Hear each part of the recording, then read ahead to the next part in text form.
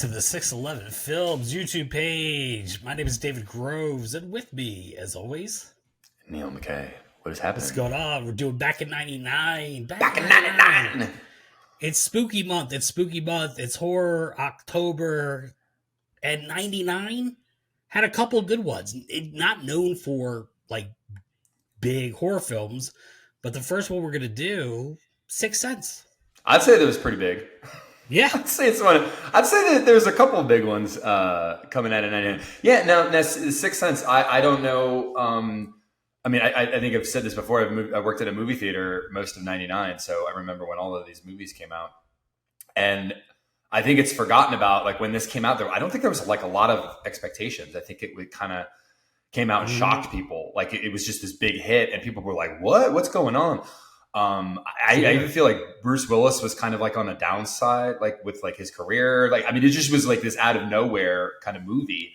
And this sounds like ridiculous, but Mystery Men came out the same weekend, and I was more excited about that than Sixth Sense. And then I saw Mystery Men, and I was like, this was kind of stupid. Let me check out this Sixth Sense. And I was just like, whoa, what the hell? Like, this was so cool. And it just took the world by storm. I think I saw it actually at the Mason Theater and the Johnson Center. So for those that don't know, like George Mason, the Johnson Center was kind of like everybody's go-to place for food, or there was a library, you could study there, you could eat, there was all this stuff.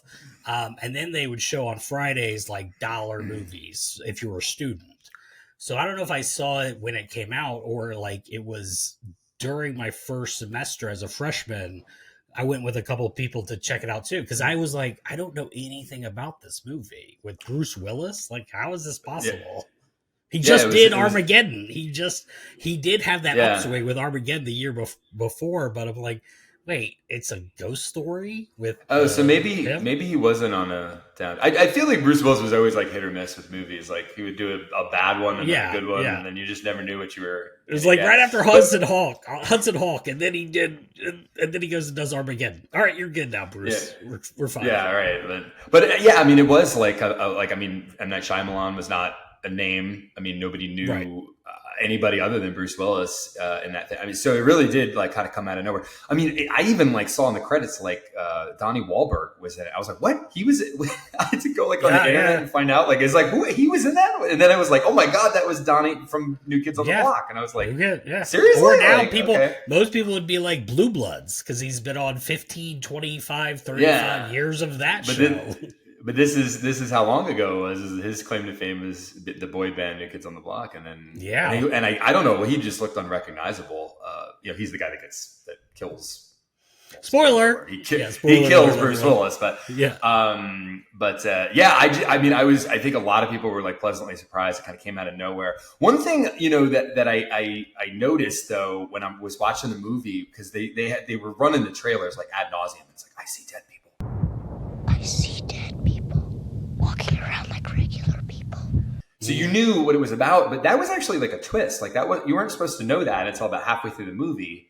So when it happened, I was kind of pissed, because I was like, dude, that trailer just gave away like a major, because at that point you thought, is this kid nuts? Like, what is going on? Because it wasn't alluding to like ghosts at all. It was just like, he's got issues. And then that reveal, then it gets, progressively, more ghosts are appearing. But it was like, dude, that kind of sucks, man. They like killed like a major like twist. Like, I remember back in the day, like, I think I saw it on VHS. Then after like being at Mason and seeing it on one of those Friday nights, they were doing it for a buck or something.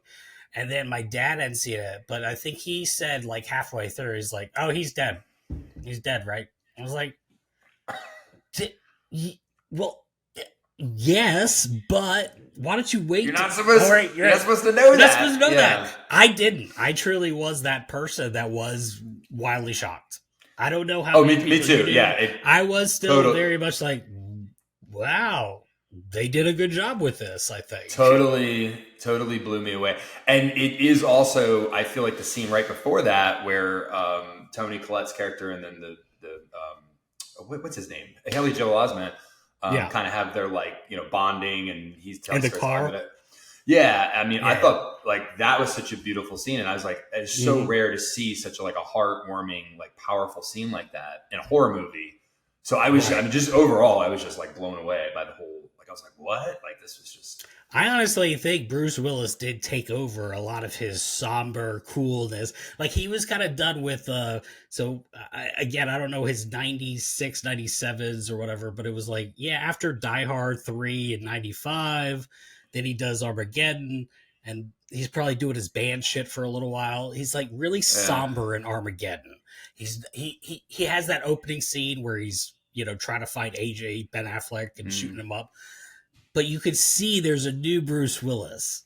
And I don't know if it was like translating then to the very somber Bruce Willis of Sixth Sense, because then it translated to another year where it's like, Bruce, talk. It's unbreakable. It's like talking, you gotta give us and he's like so quiet. It's like if you think Sixth Sense is a very quiet, slow-paced movie, Unbreakable then is like, let's do that again, but even more so.